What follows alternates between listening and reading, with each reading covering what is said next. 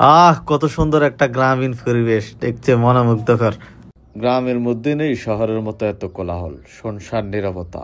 কত সুন্দর সবুজ প্রকৃতির মাঝে মনে চায় হারিয়ে যেতে। আপনারা কে কোথায় থেকে আমার ভিডিওটি দেখতে পাচ্ছেন অবশ্যই কমেন্ট করে জানাবেন, তাহলে আমি বুঝতে পারবো যে আমার ফলোয়াররা কোথায় কোথায় বেশি।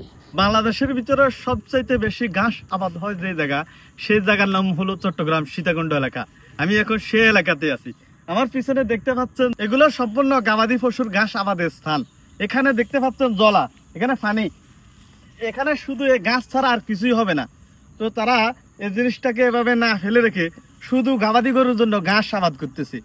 দেখতে পাচ্ছেন একজন কৃষক তার গবাদি পশুর জন্য ঘাস কেটে নিয়ে যাচ্ছে।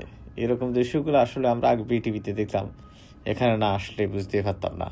বাংলাদেশের কোন অঞ্চলে গরু মহিষ বেশি লালন পালন করা হয়, এই প্রশ্নটি যদি আমাকে করা হয় তাহলে আমি বলবো চট্টগ্রাম মিরসরাই। এখানে চরণভূমি বেশি থাকায় গবাদি পশুর জন্য ঘাসের আবাদের স্থান একদম বিপুল পরিমাণে, সেই পরিমাণে মানুষেরও খাদ্য যোগানের একটি জায়গা থাকে। এই জায়গাগুলোতে তারা সবজি থেকে শুরু করে নানা রকম ফসলাদি ফলায়। গ্রামীণ এই বিষয়গুলো দেখতে আমার কাছে খুবই ভালো লাগে। এই বাছুরগুলো মনে হচ্ছে ফ্রিজিয়ান জাতের।